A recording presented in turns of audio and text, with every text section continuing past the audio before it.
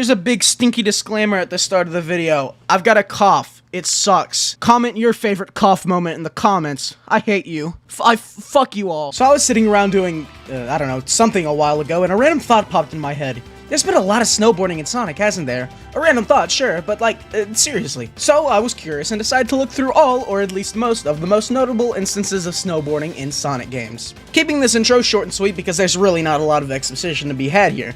I got curious, so now I'm gonna talk about it. Simple as that. If you enjoy, like and subscribe, you already get the gist, so let's not waste any time, why don't we? The first instance of snowboarding comes from Ice Cap Zone in Sonic 3. At the end of Carnival Night Act 2, Sonic hops into a cannon and gets shot out, landing in the snowy valley of Ice Cap, where he lands conveniently on a snowboard, which lands him down a long stretch of snowboarding action, which you don't control, but the thought was there. Sure, it's not very, like, interactive whatsoever, but its purpose was to act as a cool bit of spectacle, and for that I think it accomplished it fairly well. I mean, technically you can jump, just like I can burp on command. Doesn't mean that it matters. The section itself only lasts 20 seconds until you're right back in the action, so it's very digestible. Doesn't really break the pace or flow of the level at all, and having it at the very start plays a good part in that. Ice Cap is some neat spectacle that doesn't take up too much time, but you don't have any control in it, and it could get a bit repetitive on repeat playthroughs. Solid all around though. You might think the next detour on our journey is Sonic Adventures Ice Cap, but you'd be wrong. When doing my research, I found out the next game to use a snowboard. My voice is so fucked! Doing my research, I found out the next game to use a snowboard was actually Sonic Triple Trouble. In both acts of Robotnik Winter, you'll find an item box containing a snowboard that once hit will instantly put Sonic on one. It's more interactive than the one in Ice Cap for sure, which is impressive considering this is a Game Gear game, but don't get excited because it's nothing really crazy. It doesn't seem to have any real unique physics attached to it. It's very similar to how Sonic normally runs, only now it might be a bit faster. I can't really tell. You're able to turn around when you're on the snowboard, which is pretty interesting, I guess, alongside being able to jump, meaning you can actually do platforming while you're on it. A cool feature you seem to get with this snowboard is that you can actually jump off of it Yoshi style and get a pseudo single-use double jump, which is pretty cool. Unfortunately, Robotnik Winter lasts a total of 1 minute and 20 seconds. That's both acts combined, by the way. So it doesn't really get a chance to shine, but the implementation is pretty novel. Now sure, Ice Cap looks better than a mile, but Robotnik Winter has actual functionality to it, so I have to give it props. Next up is our first ever 3D snowboarding section with Ice Cap. Again! There's really no similarities between the Ice Caps besides the name. They just saw snow and got really excited, so they just called it Ice Cap again. It's not the same location, it's not the same I don't know why they fucking called it Ice Cap. They just ran out of ideas. Anyways, things are bumped up a notch in terms of, well, everything, really. The spectacle is turned up as now an entire avalanche chases The music is cranked up to 11 as you have this track that's intense, but gives off a more, yeah, man, this is fucking badass vibe, than rather a, dude, if you don't steer this board right now, I'm actually gonna die. There's not a risk of dying here, I don't even know if you can, so I think the music does a great job at encapsulating this tone the bit is trying to set.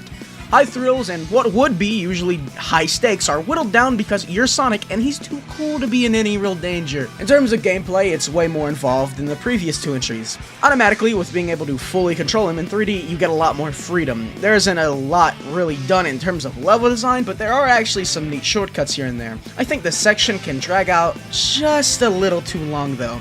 It is 2 minutes, but at the very least, you're in control that entire time, making conscious choices and whatnot. But it gets to a point, especially when you realize this section is 2/3 of the entire Ice Cap stage. To end off SA1 Ice Cap, I have to say that I'm such a huge fan of the environmental narratives you get lower and lower.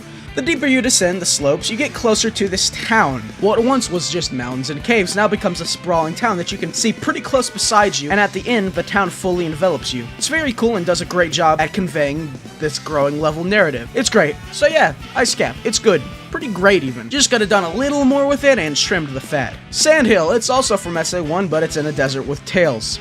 It plays basically the exact same and all, and just it has less spectacle and more obstacles. Alright, enough beating around the bush. I'm here to give the people what they want, and unfortunately, I'm out of Adderall, so City Escape it is. This is definitely the most iconic use of the snowboard in Sonic. It's the one you instantly think of when you think snowboarding in Sonic games, which is kind of funny, because there is neither snow nor board. To preamble a bit, this is basically the first thing when you boot up the hero story in SA2 that you see. Sonic is captured inside of a gun helicopter, to which he nonchalantly makes a quip, probably kills everyone on board, and hops out, tearing a piece of the wing off the plane and dropping down to the streets of San Francisco. Sonic, you know that's not gonna break your fall. My bad. Getting it out of the way, the control of the I'm not calling it anything but snowboard for simplicity, has been refined by an extreme amount. Ice Cap from SA1 played fine, I guess, but it felt just a little too stiff to turn that I damn near had a flat line every time I wanted to change the angle the board was facing. Having weight is great, but to me, at least, it felt like too much. Here, the controls are way more responsive, retaining enough weight for it to feel like effort needs to be put into your turns, but loose enough so you feel like you have great control over your board. The slope physics in particular got a noticeable upgrade. You really feel the speed up of an ascending highway, meaning you feel the instant stop of bumping into an obstacle even more. Your speed is also tested in one of my favorite Sonic level design philosophies: we gave you speed, can you maintain it? These sharp turns will test your ability to maintain speed and handle your turning on the snowboard. If you nail it, you'll slide through the corner like a badass, self-respect intact. If you fuck it up like a moron, you might as well get incarcerated. It's this great balance and conflict of speed that makes pulling off good city escape runs feel euphoric. You're really gonna want to maintain this speed because of these ramps littered in the stage. Come in with enough speed and a thumb ready to push the jump button, you'll fly high up into the air, getting some sweet points and hitting whatever item box is likely up there. If you fail, that's okay, I just want to talk to you again. City Escape's snowboard section is a great balance of risk and reward, one that makes it so memorable 20 years later. But wait, there's more when it comes to SA2. Skip ahead 15 minutes or so and we arrive in Metal Harbor. A neat stage on its own, but near the end, after Sonic rides a rocket he leaps off of, landing in this, air vent, grabbing another metal board out of the broken piece of ceiling he landed on. What the fuck is this game? Mechanically, it's the exact same. This time, the challenge is different though. It's mainly an accuracy test. There's a direct descent, and it's up to you to steer Sonic into each of these item boxes. The more you get in total, the more score you'll get at the end. And that's all for SA2. I hope. Surely the next game to use snowboards will be even greater than the last. Yeah, it's not. In Sonic Advance 3, when Sonic is paired with Amy, his rail grinding sprite is changed to him on a snowboard. Well, that's fucking awesome. Anyways, next up on our list is Sonic 06, but truth be told, I don't actually own the game, or at least I've never emulated. So I don't think I'm qualified enough to talk about the game. Luckily, my shitty, dumbass, stupid friend Mr. Lag is here to tell you all about it. Take it away. And now we get to the infamous Sonic 06. This game is a mixed bag in numerous ways, and unfortunately, the snowboarding here did not make it out unscathed. It all starts at White Acropolis. Sonic is on a mission here to rescue Elise from an Eggman base, and the stage begins with a snowboarding segment. Immediately, there are a few problems here. In Adventure 1 and 2, snowboarding felt like it had weight. Turns would be loose, and you'd naturally build speed by going down slopes. But for some reason, the Sonic team decided to remove all of these aspects from the snowboard here, making it feel clunky, sluggish, and weightless. You can literally just snowboard up the mountain here, it's insane. Throughout the stage, you'll come across these jump ramps, which act like the ones in the adventure games. Unlike those ramps though, the ones in White Acropolis give absolutely no player feedback for clearing them. Sonic just launches forward a bit and that's it. No tricks, no points, no sauce. The level design isn't helping much either. While there are a couple alternate pathways and secret routes, most are locked behind very precise ramp jumps that fail to work half the time. Near the end of the stage though, things start to pick up. You'll have to deal with snowballs rolling towards you, making for a simple but somewhat engaging obstacle, and the level ends with a giant snowball chase down a hill. It's super easy to escape from, but it makes for a nice set piece. After one final, incredibly janky jump, the snowboarding segment is complete. Overall, White Acropolis is a decent enough tutorial for the snowboard mechanics, but the odd controls and boring level design leave a lot to be desired. But we're not done yet. The next section and final snowboarding sequence in Sonic 06 is from Crisis City. And what an improvement this one is.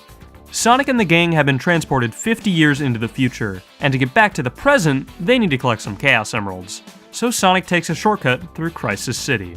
One thing you'll notice upon starting the level is that the snowboarding physics are, sadly, the exact same as in White Acropolis. Well, duh. But instead of descending some generic snowy mountain, here the aesthetic is much more unique. You grind down flaming skyscrapers and roads as Iblis creatures attempt to roadblock you. The ground erupts into pillars of fire at random points, and grind rails extend out from destroyed buildings. This level looks fantastic. But how does it play? Aside from the janky physics, the level design is quite well done here. The alternate pathways are abundant, especially in the second half of the stage where it adopts the classic Sonic approach of having low, middle, and top paths. Not to mention the obstacles are just as engaging.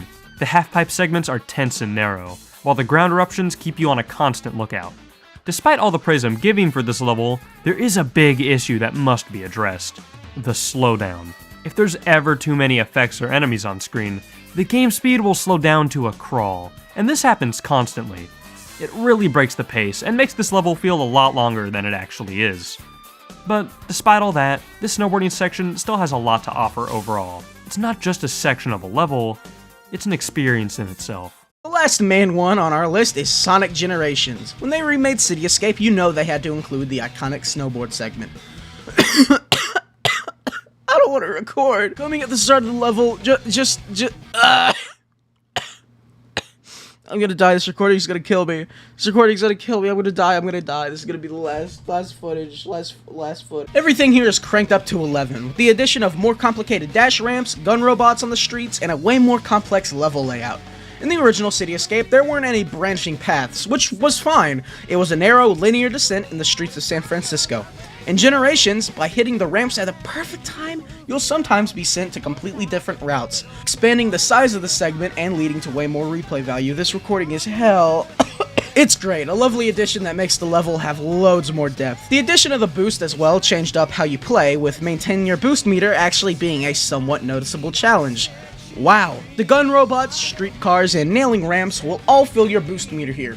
Now on paper, all of this sounds great, and while it kind of is, I just find this version way less satisfying to play. A big part of City Escape's original descent was the challenge of maintaining your downhill momentum, and because of the boost, that whole bit is just kinda gone, which was, in my opinion, the most fun aspect of the original. I'm not anti-boost by any means, and don't get me wrong, it's just I feel the addition of it heavily downgrades the original version of the descent. Overall, it's a fun section. It just feels less satisfying than the original. Overall, snowboards in Sonic have pretty consistent quality. There's none I truly dislike, and even the stinkers in the bunch like 06 still have merit to them, especially considering we can see a half-decent version of it present in Project 06. I covered most of the instances of snowboarding. I think I left out, like, Rush Adventure, but like, subscribe, and all that bullshit. This recording was genuinely hell. This is the least fun I've ever had recording a video. I hope it's good. With that said, I'll see you all later. Peace.